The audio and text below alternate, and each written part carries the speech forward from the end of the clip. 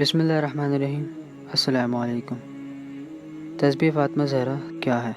حضرت علی سے روایت ہے کہ ایک دفعہ رسول خدا ان کے گھر تشریف لائے تو جناب فاطمہ نے کام کی شدت کا تقاضا کیا کہ مجھے ایک خادمہ کی ضرورت ہے، تو رسول خدا نے حضرت فاطمہ کو کہا کہ میں تمہیں ایک ایسا عمل بتاتا ہوں کہ جس کے بعد تمہیں کسی خادم کی ضرورت نہیں پڑے گی۔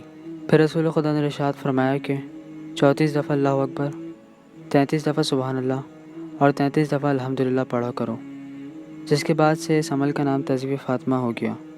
اس تسبیح کی فضیلت کے بارے میں حضرت امام محمد باقر فرماتے ہیں کہ حضرت فاطمہ زہرا کی تسبیح سے بڑھ کر کوئی عبادت نہیں، اس لیے کہ اگر اس سے افضل کوئی اور شے ہوتی تو رسول خدا صلی اللہ علیہ وآلہ وسلم حضرت فاطمہ کو وہی شے عطا کرتے۔ اس تسبیح کے بارے میں امام جعفر صادق نے فرمایا کہ ہر روز حضرت فاطمہ کی تسبیح کا ہر نماز کے بعد پڑھنا میرے نزدیک روزانہ 1000 رکعت ادا کرنے سے زیادہ محبوب ہے۔